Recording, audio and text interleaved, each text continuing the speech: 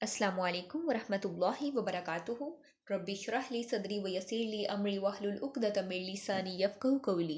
अल्हम्दुलिल्लाहि रब्बिल आलमीन। पारा नंबर 5 सूरत अन-निसा आयत नंबर 56। अऊज़ु बिल्लाहि मिनश शैतानिर रजीम। बिस्मिल्लाहिर रहमानिर रहीम। इन्नल्लज़ीन कफ़रू बिआयातिना सौफ़ नुस्लीहिम नारा कुल्लमा नज़िजत जुलूदुहुम बद्दलनाहुम जुलूदन गैरहा लियज़ूक़ुल अज़ाब इन्नल्लाह कान अज़ीज़न हकीमा। बिलाशुबा जिन लोगों ने हमारी आयत का कुफ्र किया बहुत जल्द हम इन्हें आग में डालेंगे। जब कभी इनकी खालें गल सड़ जाएंगी तो हम इन्हें इसके अलावा खालें बदल देंगे ताकि वो अजाब चखें। यकीनन अल्लाह रब्बुल इज़्ज़त हमेशा से ही सब पर गालिब हिकमत वाला है। अल्लाह रब्बुल इज़्ज़त फरमाते हैं इन्नल्लज़ीना कफ़रू बिआयातिना सौफ़ नुस्लीहिम नारा। यहाँ कुफ्र करने वालों से मुराद यहूदी हैं जिन्होंने नबी सल्लल्लाहु अलैहि वसल्लम की नबूवत का इनकार किया। कुफ्र करने वालों से मुराद अम्बिया की दावत का इनकार करने वाले भी हैं। बी आयातिना इससे मुराद वो दलाइल हैं जो रहनुमाई करते हैं कि ये दीन हक है। इसमें सब उम्दा दलाइल कुरान के हैं। ये तफसीर मुनीर की रवायत है। सौफा नुस्लीहिम नारा इससे मुराद तहकीक को वकू है, यानी ये अजाब ज़रूर आकर रहेगा। इसमें किसी किस्म का शक व शुबा की कोई गुंजाइश ही नहीं। कुल्लमा नज़िजत जुलूदुहुम बद्दलनाहुम जुलूदन गैरहा लियज़ूक़ुल अज़ाब। जब कभी इनकी खालें गल सड़ जाएंगी तो हम इन्हें इसके अलावा खालें बदल देंगे। कुल्लमा जब भी, इससे मुराद एक बार नहीं, दो बार नहीं, मुसलसल ये अमल कंटिन्यूसली होता रहेगा। नज़िजत गल जाएंगी, इससे ये पता चलता है कि आग से गलेंगी। इस आयत में कुल्लमा नज़िजत का मंजर इतना खौफनाक है कि इंसान का ख्याल इधर उधर होने नहीं पाता। फिर खाल की तब्दीली कि एक जगह, यानी कि एक दफ़ा खाल अगर ख़राब होती है, जल जाती है, तो अल्लाह रब्बुल इज़्ज़त उसके बाद दोबारा खाल अता करेंगे। और ये एक दफ़ा या दो दफ़ा या तीन दफ़ा नहीं, बल्कि ये जो अमल है ये कंटिन्यूसली होता रहेगा। खालों की तब्दीली दिन में 20 मरतबा अमल में आएगी, यानी कि 20 मरतबा तब्दील की जाएगी। खालों की तब्दीली इसलिए की जाएगी इसकी तकलीफ में ताकि कमी ना हो, मुसलसल अजाफा ही होता रहे। सैयदना उमर रज़ियल्लाहु तआला अन्हु के सामने जब इस आयत की तलावत होती तो आप पढ़ने वाले से दोबारा सुनने की फरमाइश करते। वो दोबारा पढ़ता तो सैयदना माज़ बिन जबल फरमाते मैं आपको इसकी तफसीर सुनाऊं, एक एक साथ में 100 बार बदली जाएगी। इस पर हज़रत उमर रज़ियल्लाहु तआला ने फरमाया मैंने रसूलुल्लाह सल्लल्लाहु अलैहि वसल्लम से यही सुना है। तफसीर इब्ने कसीर की रवायत है। हज़रत रबी बिन अंस रज़ियल्लाहु अन्हु फरमाते हैं पहली किताब में लिखा हुआ है कि इनकी खालें 40 हाथ या 76 हाथ होंगी और इनके पेट इतने बड़े होंगे कि अगर इनमें पहाड़ रख दिया जाए तो समा जाएगा। जब इनकी खालों को आग खा लेगी तो खालें और आ जाएंगी। सैयदना अबू हुरैरा रज़ियल्लाहु अन्हु से रवायत है कि रसूलुल्लाह सल्लल्लाहु अलैहि वसल्लम ने फरमाया काफिर की दाढ़ या काफिर का दांत ओहद पहाड़ के बराबर होगा। इसकी खाल 3 रात की मुसाफत के बराबर होगी। सही मुस्लिम की रवायत है 7185 नंबर पर। सैयदना अबू हुरैरा रज़ियल्लाहु अन्हु फरमाते हैं कि नबी सल्लल्लाहु अलैहि वसल्लम ने फरमाया काफिर की जिल्द की मोटाई 42 यानी कि 42 हाथ होगी और इसकी दाढ़ ओहद की मसल होगी और जहन्नम में इसकी पीठ का अहाता इतना होगा जैसे मक्का और मदीना के दरमियान फासला। जामिया तिर्मिज़ी की रवायत है 2577 नंबर पर। दूसरी खाल इसलिए अता की जाएगी क्योंकि बैरूनी जिल्द ज़्यादा तकलीफ महसूस करती है। लियज़ूक़ुल अज़ाब ताकि वो अज़ाब का मज़ा चखें जिन्होंने अल्लाह रब्बुल इज़्ज़त के अहकामात को जुटलाया। अल्लाह रब्बुल इज़्ज़त हक सामने होने के बावजूद अल्लाह रब्बुल इज़्ज़त को जुटलाया, नबियों को जुटलाया। इन्नल्लाह कान अज़ीज़न हकीमा। ये अल्लाह रब्बुल इज़्ज़त ने खालों के जलने, पकने और बदलने से अपने अजीज़ होने का बताया है। यकीनन वो गलबा रखने वाला है, वो अपने इंतकाम पर ज़बरदस्त किस्म का गालिब है। अल्लाह रब्बुल इज़्ज़त ने अहले जहन्नम के लिए हमेशगी की सज़ा से ये शऊर दिलाया है कि इसके फैसले हिकमत पर मबनी हैं। कुफर की सज़ा जहन्नम है और यकीनन ये अल्लाह रब्बुल इज़्ज़त का हाकिमाना फैसला है। आयत नंबर 57 والذین آمنوا وعملوا الصالحات سندخلهم جنات تجری من تحتها الانہار خالدین فیہا ابدا لهم فیہا ازواج مطہرۃ وندخلهم ذلا ذلیلا۔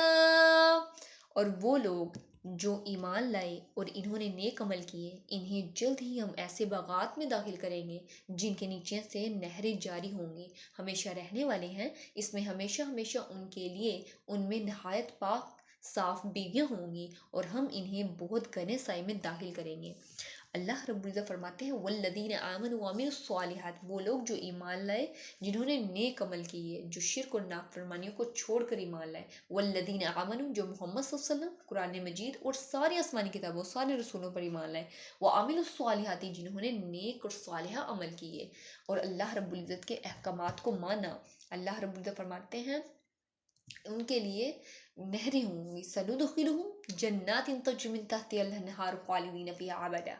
سعادت مندوں کا جو انجام ہوگا وہ جنت کی بہاریں ہوں گی، ان میں نہریں بہتی ہوں گی، وہ خوش ہوں گے، ایسی ان کو جگہ ملے گی جس میں نہ کبھی زوال ہوگا، نہ فنا کا ڈر ہوگا، نہ کمی کا اندیشہ، ہمیشہ ہمیشہ کے لیے وہ جنت میں رہیں گے۔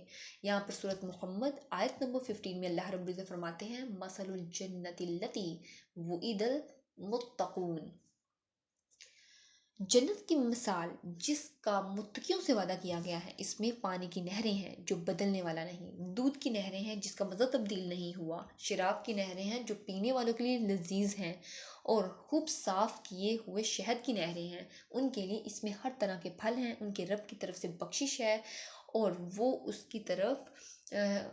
کی طرح ہے جو آگ میں ہمیشہ رہنے والا، کیا وہ اس کی طرح ہے جو آگ میں ہمیشہ رہنے والا ہے؟ اور ان کو گرم کھولتا ہوا پانی پلایا جائے گا تو وہ ان کی آنتیں ٹکڑے ٹکڑے کر کے رکھ دے گا۔ استغفر اللہ۔ دیکھیں اللہ رب العزت فرماتے ہیں جو نیک لوگ ہیں ان کا جو انجام ہے وہ بہتر ہے، اچھا ہے، لیکن جو بدکار لوگ ہوں گے، برے لوگ ہوں گے، جنہوں نے اللہ رب العزت کے احکامات کو جھٹلایا ہوگا، ان کا انجام بھی برا ہوگا۔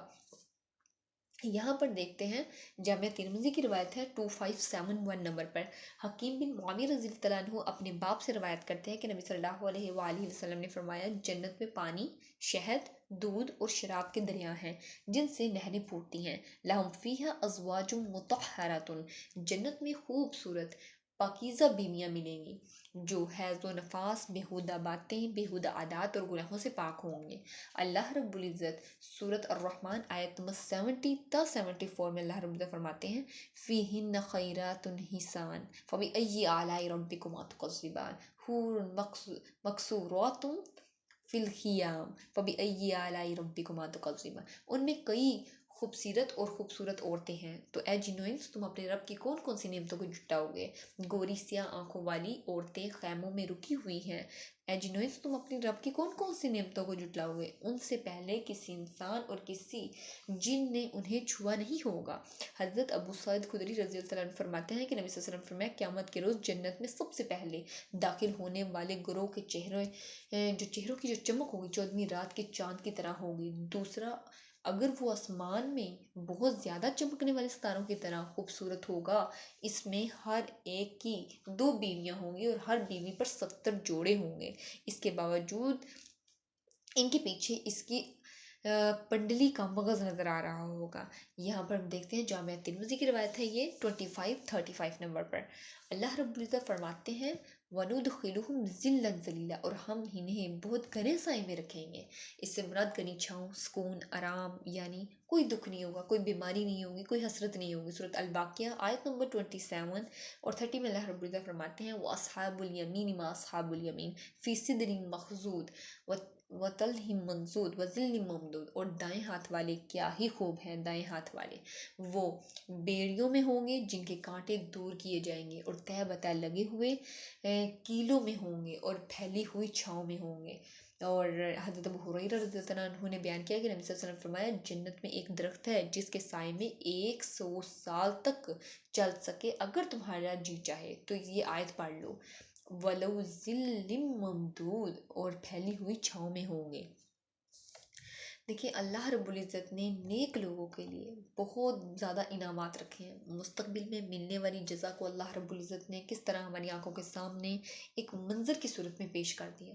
ایمان اور عمل صالحہ کی وجہ سے سرسبز و شادباد باغات میں داخل کیا جائے گا، باغات میں نہریں رواں ہوں گی، اطمینان ہوگا، باغات میں پاکیزہ بیویوں کا ساتھ پھر ملے گا، باغات میں گھنی چھاؤں ہوگی۔ یہ منظر دل کو اپنی گرفت میں لے کر ایمان کے ساتھ عمل صالح کے لیے تیار کرتا ہے۔ یا ارحم الراحمین، ہم آپ سے جنت کا سوال کرتے ہیں۔ اللہ رب العزت سے دعا ہے کہ اللہ رب العزت ہمیں جنت الفردوس میں اعلیٰ مقام عطا فرمائے، ہمیں قرآن پاک کا علم سیکھنے، گہرا علم سیکھنے، پختہ علم اور نفع مند علم سیکھنے کی توفیق عطا فرمائے۔